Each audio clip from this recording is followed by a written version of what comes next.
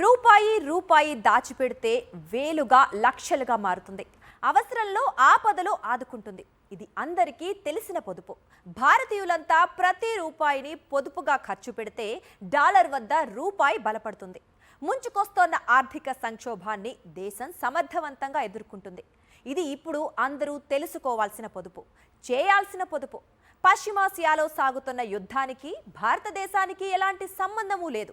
కానీ ఆ యుద్ధ జ్వాలల సెగ ఇప్పటికే భారత్ని తాకింది.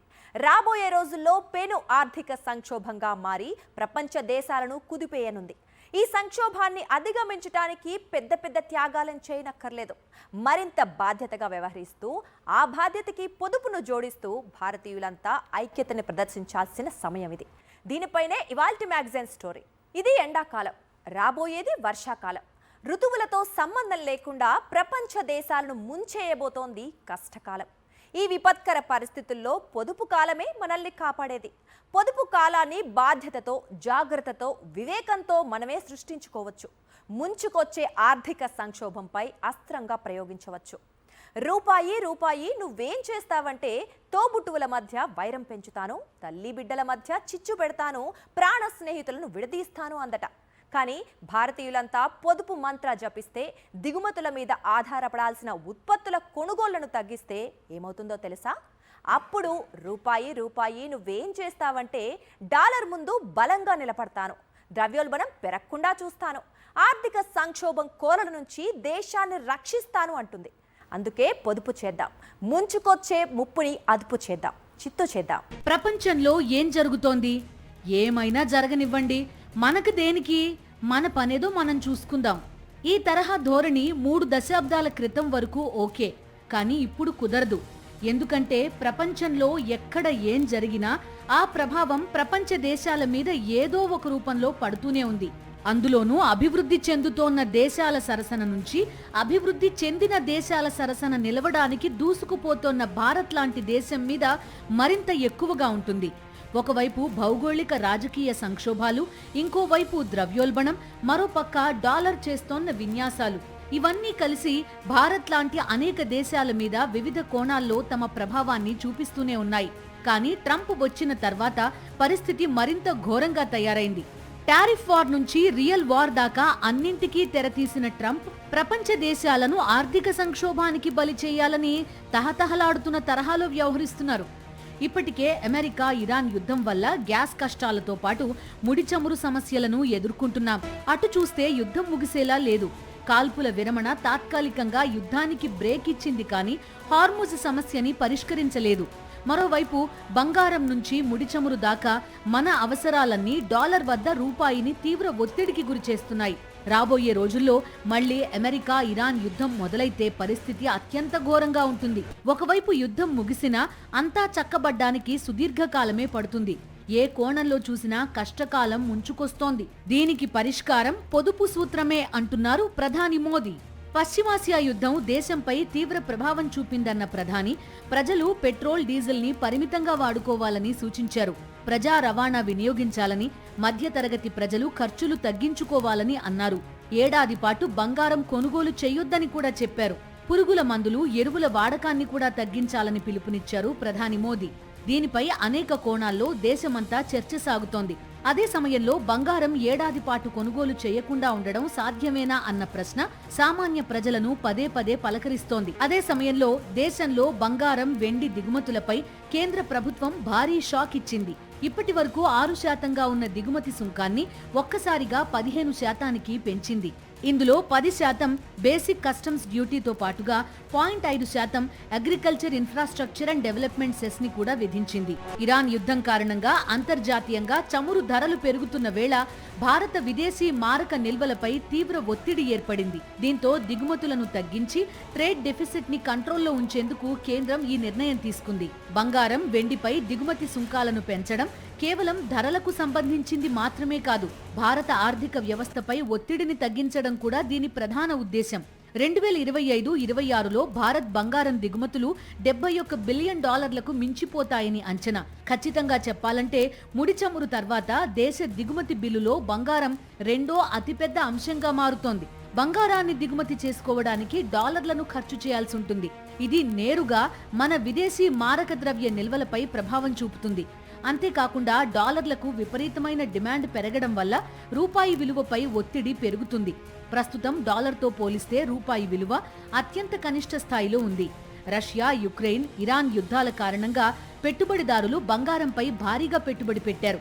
దీనివల్ల గత కొన్ని నెలలుగా అంతర్జాతీయంగా పసిడి ధరలు గణనీయంగా పెరిగాయి. దీనివల్ల దేశ దిగుమతి బిల్లు కూడా పెరిగింది. దేశంలో ఉండే గోల్డ్ సప్లైస్ ప్రధానంగా 3 రకాలుగా ఉంటుంది. ఒకటి రీసైకిల్డ్ గోల్డ్, అంటే మన దగ్గర ఉన్న నగల్ని మనం వెళ్ళి షాపులలో అమ్మి కొత్త నగలు తీసుకుంటామే, లేదా ఉన్న నగల్ని కరిగించి కొత్తగా నగలుగా మార్చుకుంటాం. దీన్ని రీసైకిల్డ్ గోల్డ్ అంటారు. రెండవది మీకు reserve bank of India RBI తన దగ్గర ఉన్న గోల్డ్ రిజర్వ్స్ను అమ్మడం. కానీ ఇటీవల కాలంలో ఆర్బీఐ అమ్మడం లేదు, ఆర్బీఐ కొంటూనే ఉంది. ఫారిన్ ఎక్స్చేంజ్ రిజర్వ్స్లో ఇవాళ గోల్డ్ వాటా పెరిగింది. యూరో దాటి గోల్డ్ నెంబర్ 2 పొజిషన్కి వచ్చేసింది. డాలర్ తర్వాత గోల్డే ఇవాళ సెకండ్ ప్లేస్. అందువల్ల ఆ సోర్స్ స్కోప్ లేదు. ఇక మూడవది మైండ్ గోల్డ్ అవకాశమే లేదు. ఎందుకంటే ఇండియాలో గోల్డ్ మైన్స్ కేజీఎఫ్ లాంటి సినిమాలకే పరిమితం తప్ప రియల్గా గోల్డ్ మైన్స్ ఎక్కడ ప్రొడక్షన్ లేదు. ఇక మిగిలింది ఏంటి? ఇండియాలో గోల్డ్ కన్జంప్షన్ కావాలంటే ఖచ్చితంగా మనం ఇంపోర్ట్ చేసుకోవాల్సిందే.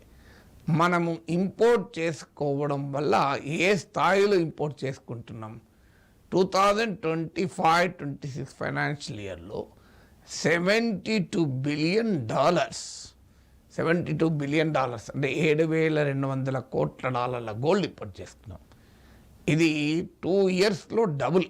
గత 2 ఏళ్లలో పోలిస్తే డబుల్ అయింది మీకు ఇది. ప్రజలు పెద్ద మొత్తంలో బంగారం లేదా నగలను కొనుగోలు చేసినప్పుడు ఆ బంగారాన్ని దిగుమతి చేసుకోవడానికి దేశం ఎక్కువ డాలర్లను వెచ్చించాల్సి ఉంటుంది.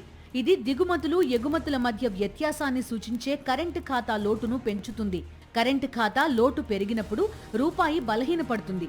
ఎందుకంటే దేశం సంపాదించే విదేశీ మారక ద్రవ్యం కంటే ఖర్చు చేసేదే ఎక్కువగా ఉంటుంది. ఇలాంటి పరిస్థితుల్లోనే ప్రభుత్వాలు బంగారం దిగుమతుల విషయంలో కఠినంగా వ్యవహరిస్తుంటాయి. గతంలో కూడా ఆర్థిక ఒత్తిడి ఉన్న సమయాల్లో మితిమీరిన బంగారు దిగుమతులను నిరుత్సాహపరచడానికి భారత్ అనేక చర్యలు తీసుకుంది. దిగుమతి సుంకాలను పెంచింది. అలానే sovereign gold bonds, exchange traded funds వంటి ప్రత్యామ్నాయాలను ప్రభుత్వం ప్రోత్సహించింది. విదేశీ మారక ద్రవ్య నిల్వలపై ఒత్తిడిని తగ్గించి రూపాయి విలువను స్థిరీకరించడం కోసమే ఈ నిర్ణయాలు తీసుకుంది. ఇప్పుడు దిగుమతి సుంకం పెంచడం కూడా కొంతకాలం బంగారం కొనుగోళ్లను తగ్గించాలన్న ఉద్దేశంతోనే. ఇరాన్ యుద్ధం మొదలైనప్పటి నుంచి రూపాయి జారుడు బల్లపైనే ఉంది. చమురు రేట్ల దెబ్బతో దిగుమతుల బిల్లు పెరగడం దీనికి ప్రధాన కారణం. మరోపక్క విదేశీ ఇన్వెస్టర్లు స్టాక్ మార్కెట్ల నుంచి పెట్టుబడులను భారీగా ఉపసంహరించుకోవడం కూడా దేశీ కరెన్సీని వణికిస్తోంది. ఈ ఏడాది ఇప్పటిదాకా ఏకంగా 2 లక్షల కోట్ల రూపాయల విలువైన షేర్లను ఎఫ్పీఐలు విక్రయించేశారు. 2025 చివరిలో డాలర్తో 90 స్థాయిలో ఉన్న రూపాయి ఇప్పుడు 95కు చేరింది. ఏడాది కాలంలో దాదాపు 10% క్షీణించింది. ఈ ఏడాది ఆసియాలో దారుణంగా పడిపోయిన కరెన్సీ మనదే. రూపాయి ఇలా పతనం అవడం దిగుమతుల బిల్లు మరింత పెరిగేలా చేస్తోంది. రూపాయి పతనాన్ని నిరోధించాలంటే, విదేశీ మారక ద్రవ్యం ఖర్చు తగ్గించాలంటే కేవలం బంగారం కొనుగోళ్లను తగ్గిస్తేనో ఆపితేనో సరిపోదు. దీంతో పాటు చమురు వినియోగం బాగా తగ్గించాలి, ఎరువుల వాడకం తగ్గించాలి. మరోవైపు బంగారంపై దిగుమతి సుంకం పెంపుతో దేశవ్యాప్తంగా గోల్డ్ ఇండస్ట్రీలో ఉన్న 35 లక్షల మంది కార్మికులు గగ్గోలు పెడుతున్నారు. అదే సమయంలో బంగారం రేటు పెరగడంతో ఇక బంగారం మనం కొనలేమా అన్న నిస్పృహలోకి సామాన్య ప్రజలు జారుకుంటున్నారు. ట్రంప్ ఏ ముహూర్తాన అమెరికా అధ్యక్షుడిగా రెండోసారి బాధ్యతలు తీసుకున్నాడో కానీ నాటి నుంచి క్షణక్షణం ప్రపంచ దేశాలకు షాక్ మీద షాక్ తగులుతూనే ఉంది. ప్రపంచ స్టాక్ మార్కెట్స్ ట్రంప్ తలతిక్క నిర్ణయాలతో బ్లడ్ బాత్ చేస్తూనే ఉన్నాయి. టారిఫ్ వార్ దెబ్బకి ప్రపంచ ఆర్థిక వ్యవస్థలు షేక్ అయ్యాయి. ఆ సంక్షోభానికి అమెరికా సుప్రీంకోర్టు చెక్ పెట్టిందని ప్రపంచ దేశాలు హమ్మయ్య అనుకునే లోపే ఇరాన్ యుద్ధానికి తెరతీశాడు ట్రంప్.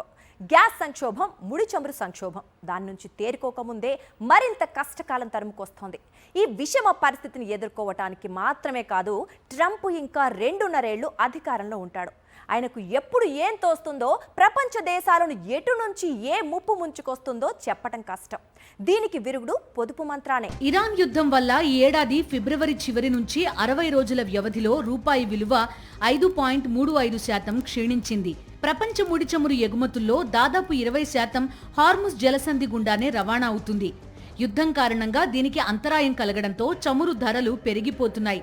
2025 మే డిసెంబర్ మధ్య బ్యారెల్ ముడి చమురు ధర సుమారు $58 నుంచి $60 మధ్య స్థిరంగా నమోదైంది. అయితే 2026 ఫిబ్రవరి చివరిలో ఇరాన్ యుద్ధం మొదలు కావడంతో ఏప్రిల్ నాటికి బ్యారెల్ ముడి చమురు ధర $108కు చేరింది. ప్రస్తుతం $85 నుంచి $100 మధ్య కొనసాగుతోంది. మన ముడి చమురు దిగుమతుల విలువ 2025-26లో దాదాపు $18,500 కోట్ల. 2025 ఏప్రిల్ నుంచి డిసెంబర్ వరకు జరిగిన దిగుమతుల విలువ $9,070 కోట్ల. కానీ ఈ ఏడాది జనవరి ఏప్రిల్ మధ్య పెరిగిన ధరల వల్ల ముడి చమురు దిగుమతుల మొత్తం విలువ ఏకంగా $18,500 కోట్ల చేరుకుంది. నెలవారీ బిల్లు అదనంగా సుమారు $800 నుంచి $900 కోట్ల మేర పెరిగిపోయింది. అదీకాక ఈ చెల్లింపుల కోసం అమెరికా డాలర్లను మరింతగా కొనాల్సి వస్తోంది. అలా డాలర్కు పెరిగిన డిమాండ్ రూపాయి విలువపై ఒత్తిడి తెస్తోంది. భారత్ తన ముడి చమురు, గ్యాస్ అవసరాల్లో 80 నుంచి 90% దిగుమతులతోనే తీర్చుకుంటోంది. అందువల్లే ఇంధన ధరలు ఏమాత్రం పెరిగినా దిగుమతి బిల్లు, వాణిజ్య లోటు, ఉత్పత్తి వ్యయాలు పెరిగిపోతున్నాయి. దేశంలో ఇంధన ధరలను పెంచితే సరుకు రవాణా ఖర్చులు అధికమై వినియోగదారులపై మరింత భారం పడుతుంది. 2024 నుంచి 2025 వరకు చిల్లర వర్తకంలో ద్రవ్యోల్బణం రిజర్వ్ బ్యాంకు నిర్దేశించిన 4% కంటే తక్కువగానే ఉంది.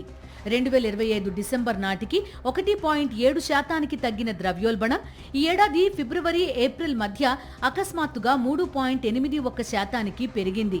దేశీయ వాణిజ్య లోటు 2025 చివర్లో ఎక్కువై ఈ ఏడాది జనవరి నాటికి $3,468 కోట్ల చేరింది. బంగారం, వెండికి గిరాకీ పెరగడం వల్ల వాణిజ్య లోటు మరింత పెరగాల్సి ఉన్నా ఆశ్చర్యకరంగా మార్చి చివరి నాటికి $2,067 కోట్ల తగ్గింది. ఇరాన్ యుద్ధం, హార్ముజ్ జలసంధి మూసివేత వల్ల చమురు, గ్యాస్ రవాణాకు ఆటంకం ఏర్పడినప్పటికీ ఎగుమతులు $3,892 కోట్ల పెరిగాయి. పశ్చిమాసియాకు వాణిజ్యం తగ్గినా అమెరికాకు ఎగుమతులు పెరగడమే దీనికి కారణం. డాలర్ వద్ద రూపాయి బలపడాలన్నా, విదేశీ మారక ద్రవ్యం ఖర్చుని తగ్గించాలన్నా పొదుపు మంత్రం ఒక్కటే మార్గమని ప్రధాని మోదీ తేల్చి చెబుతున్నారు. పొదుపు చర్యల్లో భాగంగా ప్రధాని నరేంద్ర మోదీ తన కాన్వాయ్లో వాహనాల సంఖ్యను భారీగా తగ్గించారు. గతంలో 12 నుంచి 15 వాహనాలతో కనిపించే కాన్వాయ్ ఇప్పుడు కేవలం 2 వాహనాలకు పరిమితమైంది. దాదాపు 50% మేర కాన్వాయ్ని తగ్గించాలని ప్రత్యేక భద్రతా బలగాలకు ప్రధాని మోదీ ఆదేశాలిచ్చారు. అంతర్జాతీయంగా ముడి చమురు ధరలు పెరుగుతున్న వేళ ఇంధన వినియోగాన్ని తగ్గించే చర్యల్లో భాగంగానే ఈ నిర్ణయం తీసుకున్నట్టు తెలుస్తోంది. కాన్వాయ్లో ఎలక్ట్రిక్ వాహనాల వినియోగాన్ని పెంచాలని కూడా ప్రధాని సూచించారు. అయితే కొత్త వాహనాలు కొనొద్దని స్పష్టమైన ఆదేశాలిచ్చినట్టు సంబంధిత వర్గాలు పేర్కొన్నాయి. ప్రధాని తీసుకున్న ఈ నిర్ణయాన్ని కేంద్ర మంత్రులతో పాటు బీజేపీ పాలిత రాష్ట్రాల ముఖ్యమంత్రులు కూడా అమలు చేసే దిశగా అడుగులు వేస్తున్నారు. రక్షణ మంత్రి రాజ్నాథ్ సింగ్ తన కాన్వాయ్లోని వాహనాల సంఖ్యను తగ్గించుకున్నారు. కేంద్ర హోంమంత్రి అమిత్ షా కాన్వాయ్లో వాహనాల సంఖ్యను 3కు పరిమితం చేశారు. ఢిల్లీ, యూపీ, మహారాష్ట్ర, రాజస్థాన్, మధ్యప్రదేశ్లో అధికారిక కాన్వాయ్లలో వాహనాల సంఖ్య తగ్గించే ప్రక్రియ మొదలైంది.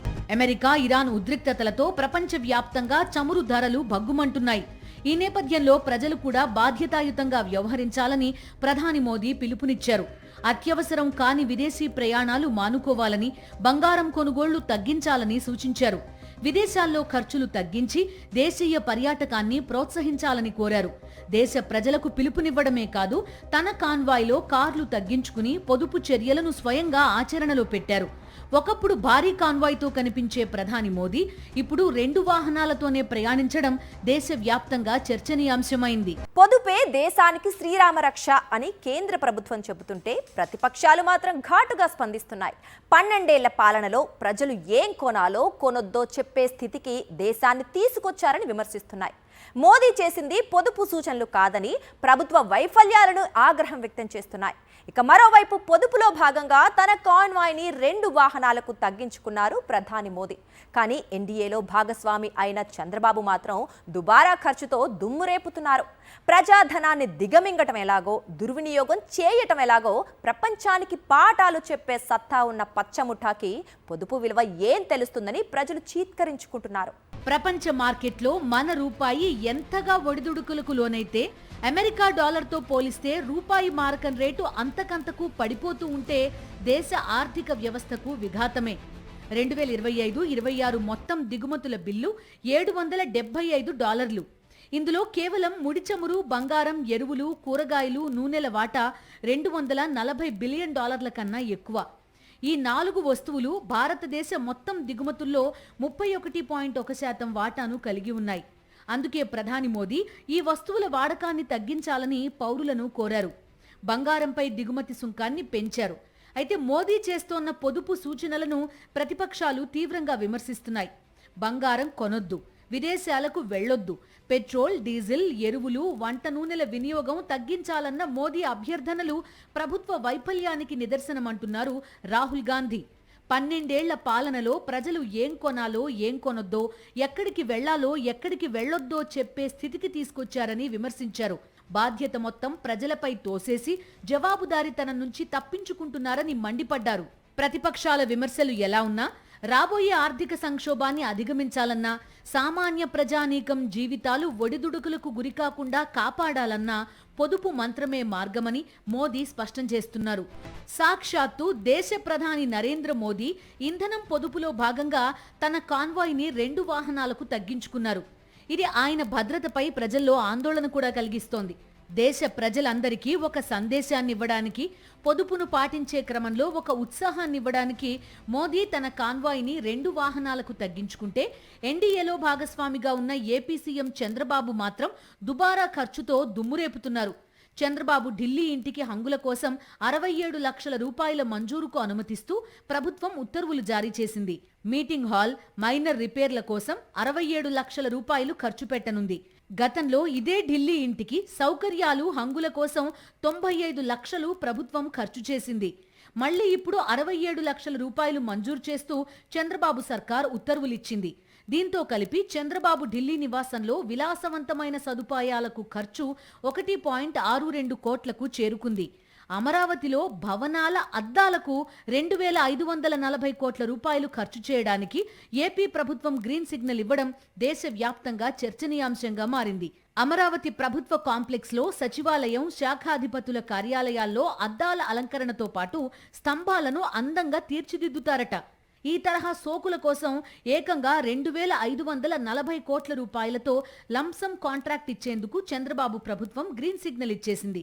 ఇలా చెప్పుకుంటూ పోతే 1 కాదు, 2 కాదు, అవినీతి నుంచి దుబారా వరకు, అరాచకాల నుంచి అనంతమైన బాధ్యతారాహిత్యం వరకు అన్నింటికీ ఏపీని కేర్ ఆఫ్ అడ్రస్ గా మార్చేసింది చంద్రబాబు ప్రభుత్వం. అమెరికా, ఇరాన్ యుద్ధం కారణంగా ముంచుకొస్తోన్న ఆర్థిక సంక్షోభాన్ని అధిగమించడానికి, రూపాయి పతనాన్ని నిరోధించడానికి ఇప్పుడు దేశంలో పొదుపు ఉద్యమం ప్రారంభం కావాలని మోదీ ప్రభుత్వం భావిస్తోంది. ఆ క్రమంలో ప్రజలంతా కేంద్ర ప్రభుత్వానికి అండగా నిలవాలని కోరుతోంది. ఇది ఇవాల్టి మ్యాగజైన్ స్టోరీ. మరో ఇంట్రెస్టింగ్ టాపిక్ తో మళ్ళీ కలుద్దాం. అంతవరకు స్టే ట్యూన్ టు సాక్షి.